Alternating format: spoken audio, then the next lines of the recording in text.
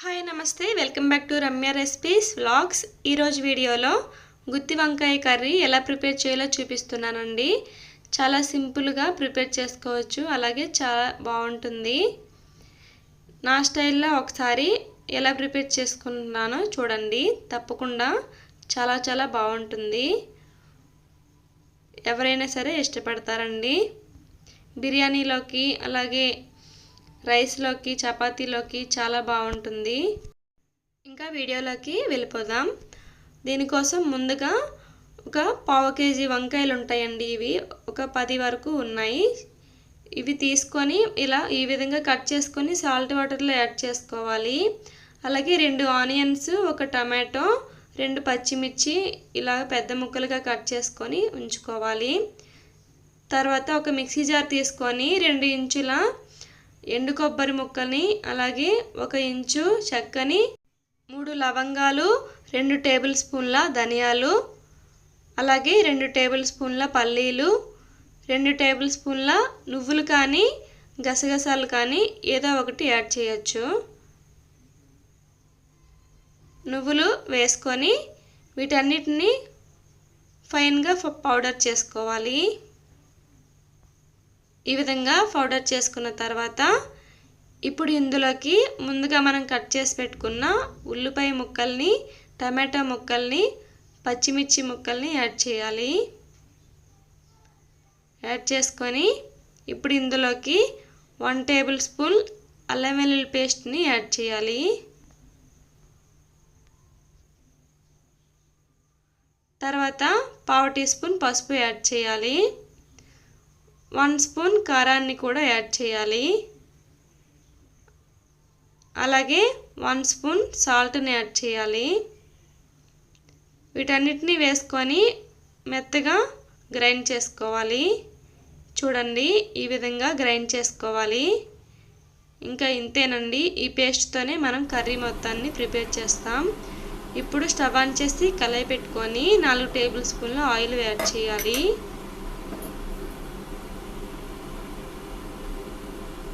Oil heat అయిన తర్వాత ముందుగా కట్ చేసి పెట్టుకున్న వంకాయల్ని ఇందులో యాడ్ చేయాలి. వేసుకొని ఒకసారి బాగా కలుపుకొని మూత పెట్టి సిమ్లోని కొంచెం సాఫ్ట్ అయ్యేంత వరకు ఫ్రై చేసుకోవాలి.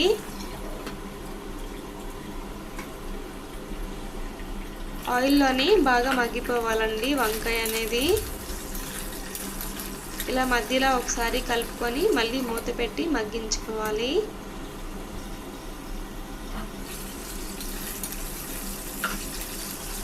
చూడండి, ఈ విధంగా మగ్గిపోయిన తర్వాత ఒక ప్లేట్లోకి తీసుకోవాలి ఈ వంకాయల్ని.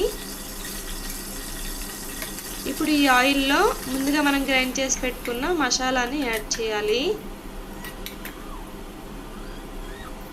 మసాలా మొత్తాన్ని యాడ్ చేసిన తర్వాత సిమ్లోని లేదంటే మీడియం ఫ్లేమ్లో మసాలా పచ్చివాసన పోయేంత వరకు, ఆయిల్ పైకి తేలేంత వరకు ఫ్రై చేసుకోవాలి.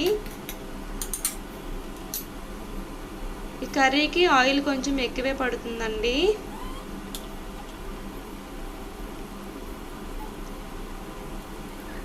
మసాలా మొత్తం పచ్చివాసన పోయేంత వరకు బాగా ఫ్రై చేసుకోవాలి.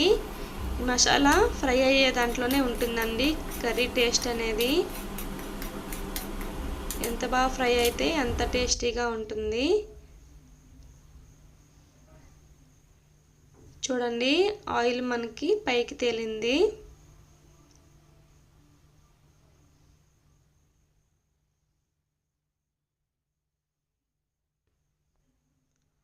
మూత పెట్టుకొని 2 నిమిషాలు ఫ్రై చేసుకుందాం. ఇప్పుడు ఇందులోకి 1 టేబుల్ స్పూన్ వరకు కరివేపాకుని యాడ్ చేయాలి.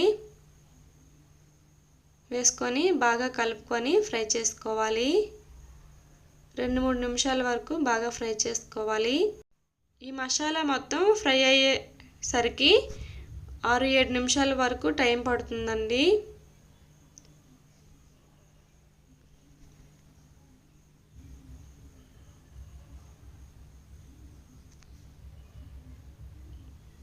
ఎంత బాగా ఫ్రై అయితే అంత టేస్టీగా ఉంటుంది కర్రీ. ఇంకా ఈ కర్రీ అనేది రైస్లోకి, చపాతీలోకి, బిర్యానీలోకి, జీరా రైస్లోకి, ఇంకా ఎందులోకైనా సెట్ అయిపోతుంది. చూడండి మసాలా ఈ విధంగా ఫ్రై అయిన తర్వాత ముందుగా మనం ఫ్రై చేసి పెట్టుకున్న వంకాయల్ని ఇందులో యాడ్ చేసుకొని ఒకసారి బాగా కలిసేలా కలుపుకోవాలి. కలిపేటప్పుడు చాలా జాగ్రత్తగా కలుపుకోవాలండి, లేదంటే విరిగిపోతాయి.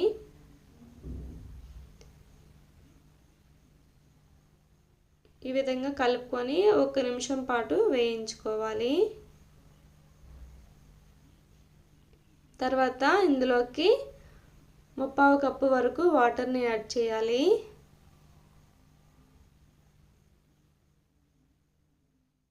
వాటర్ వేసుకొని ఒకసారి ఈ విధంగా కలుపుకోవాలి.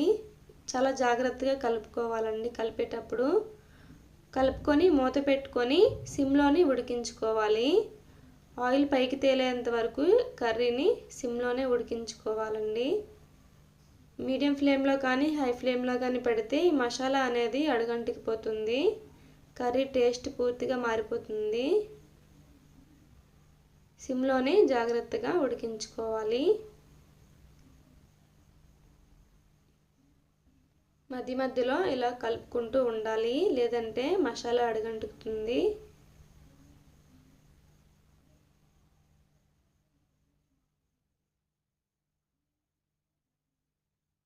చూడండి కర్రీ రెడీ అయిపోయింది. ఇప్పుడు కర్రీని ఒక బౌల్లోకి సర్వ్ చేసుకోవాలి. ఆయిల్ పైకి తేలితే కర్రీ అనేది రెడీ అయిపోయినట్టేనండి.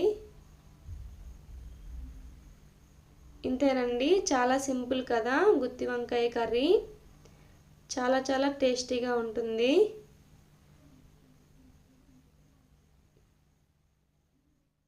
వేడి అన్నంలో వేసుకొని కలుపుకొని తింటే చాలా బాగుంటుంది. ఇంతేనండి, ఈ రెసిపీ మీకు నచ్చినట్టయితే నా ఛానల్ని లైక్ చేసి షేర్ చేసి సబ్స్క్రైబ్ చేయండి. అలాగే ఈ కర్రీ మీకు ఎలా వచ్చిందో కామెంట్ సెక్షన్లో తప్పకుండా కామెంట్ చేయండి. Thank you for watching.